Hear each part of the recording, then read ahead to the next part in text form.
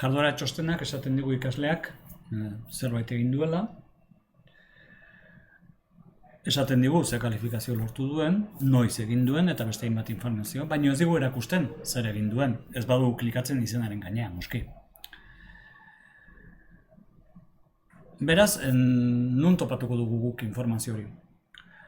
Nik ikusi nahi dut ikasleak jarduera honetan zer egin duen bi arrazoiengatik. Bat, feedbacka eman behar dio dalako, edo ebaluatu behar du dalako, eta bigarrena jakin nahi daukadalako. Jakin nahi dut galdetegi honetan zer erantzun duen edo zertan aritu den hankamotz. Kontuan hartu, ariketa batzuk feedback automatikoa dutela, eta beraz ikasleak ja jasoa duela bere feedbacka automatikoa, esanez ondo egin duzu edo gaizki egin duzu edo hauek gaizki edo hau da erantzun zuzena. Ados? Baina aparte, agian zu nahi duzu jakin zer erantzun eman dituen. Egingo duguna da, unitate batean ikusiko dugu, ze modu ezberdin dauden hori egiteko, ze jardueren arabera, leku batean eta era batera topatu beharko dugu informazio hori. Adibidez, eta gero noski jarduera guztietan ez dago informazio hori eskura, adibidez, hemen ez dago ezer, hori irakurtzeko testu bada, eta hor ez dago informaziorik. Ze jakin nahi dugu ikasleak irakurri duen ala ez, hori jarduera txostenak esaten digu. Baina, hontan, hau galdetegia da, hontan bai. Eta hemen erantzunak ikusteko, saiakerak sakatuko dugu, eta ikusten duzue, hemen agertuko da, erabiltzaileen zerrenda, eta nortzuk erantzun duten, lortutako puntuazioa, egin dutena, ongi dagoen, ala gaizki dagoen, esan bezala puntuazioa, eta klikatzen badu horren gainean, ikusiko dugu, erantzun duena.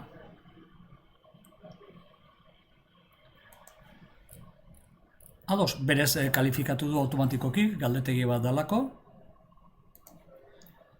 beraz nik ez dut gehiago egin behar. Esan bezala hori galdetegiekin gertatzen da, ikusiko duzu hurrengo galdetegia, hemen berriro, saiakerak, 9, eta hemen txagertuko zaizkizu denak. Jarraituko dugu aurrera.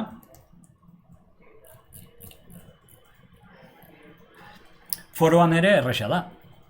Foroan, azken finean, mezuak agerian daude, orduan badakigu nork erantzun duen foro hori eta zer erantzun duen. Bertan daukagu guk erantzuteko aukera, eta batez ere badaukagu puntuatzeko aukera. Hau ikasleak berak ez du ikusiko, bakarrik kalifikazio liburuan agertuko zaio. Orduan, gaitasun handia du. Ikusten duzue? Foroan oso erresa da jakitea. Nork egin duen zer? Eta puntuazioa ematea ere bai. Hau beste horri bada, hemen ere ez da ezer egin behar. Ikusten duzu galdetegi bat, beste galdetegi bat, eta hau inkesta bada. Inkesta ez barkatu, ikasgai bat da, ikasgaia hoxe da. Orduan, zabaltzen badut ikasgaia, hemen txostenak agertuko zaizkit, eta hemen agertuko zaiz zerrenda, ikasle bakoitzaren zerrenda, egin dituen saiakerak, eta noiz egin dituen, adibidez, hemen klikatzen badut, agertuko zait,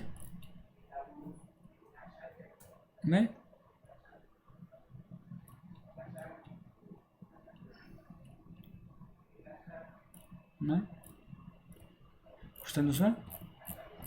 Are gehiago, kalifikatuen seguak zabaltzen badugu,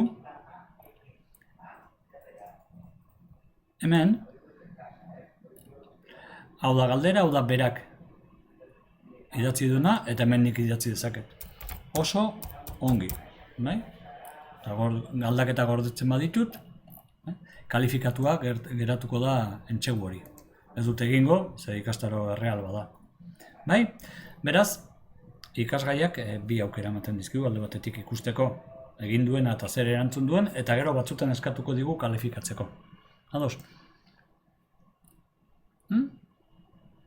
Ez badugu kalifikatzen, geratuko da egin gabe bezala, eta orduan, baina hori kalifikazio liburuarekin ikusiko dugu.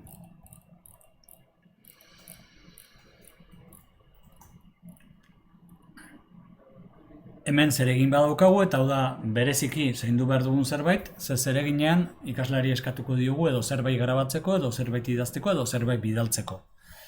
Beraz, izango da, ziur aski feedback eta kalifikazio mailan alegina handiena eskatuko diguna. Orduan, behin zereginean sartuta, ikusi bidalketa guztiak, erabiltzaileen zerrenda agertuko zait, eta berdez, nork bidali duen zerbait. Orduan, klikatzen badu kalifikazioa, hemen agertuko zait, ikasleak bidali dian grabazioa, hemen puntuazioa jarriko dut batetik 10, gero kontuan hartu puntuazio referentea baino ez dela, ze gero beraiei letretan agertuko zaie puntuazioa. Hemen idatziko diet nire feedbacka, esango dut, bai oso ondo egin duzu edo dena delakoa, eta batzutan, idazlanaren kasuan adibidez, askotan bueltatu beharko diot idazlana zuzenduta, orduan honen bidez, txertatu dezaket gainera feedback horretan fitxategi bat. Eta gero gainera, utziko dit grabatzen feedbacka. Bueno, oso ondo egin duzu, beraz segi horrela eta bar. Ados? Orduan, gorde aldaketa sakatzen badugu, ikasleari iritsiko zaio mezu bat esanez. Aizu, irakaslea kalifikatu duzu zure zeregina, eta agertuko zaio esandakoa. Letra bat, gure feedback iruzkina, fitxategiren bat bidali badiogu, eta bideoren bat bidali badiogu.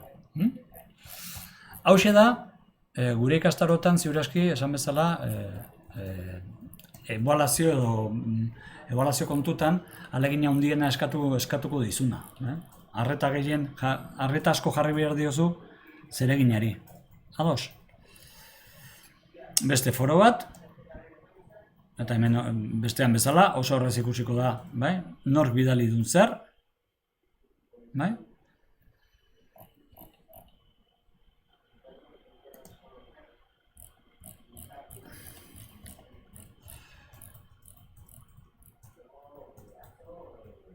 eta hau, inkesta bada.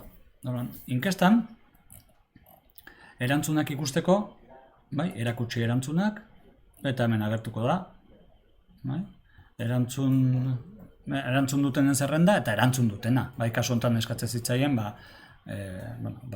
lanbideen gogoratzen zituzten lanbideen izenak botatzea. Hortxe daukazue.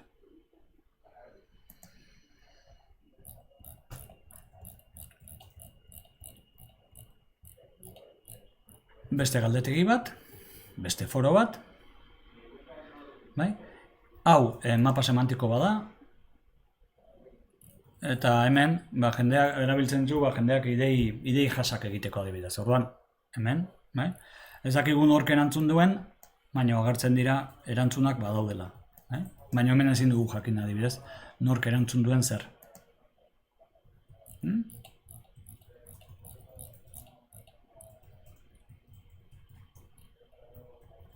Beste zeregin bat, eta aurrekoan bezala, ikusi bidalketa guztiak,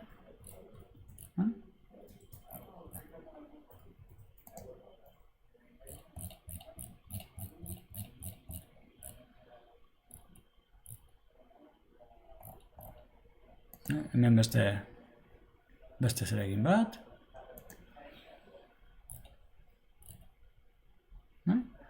eta lehen bezala, agertuko zaigu.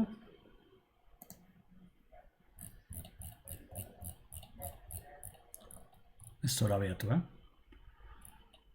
Beste inkesta bat.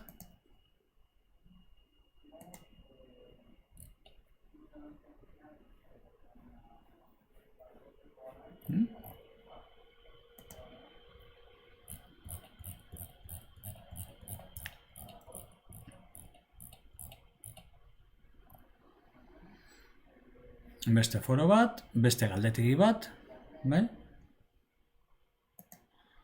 beste mapa bat, eta hoxe da, unitate batean, unitate honetan zehazki begiratu beharko nukena.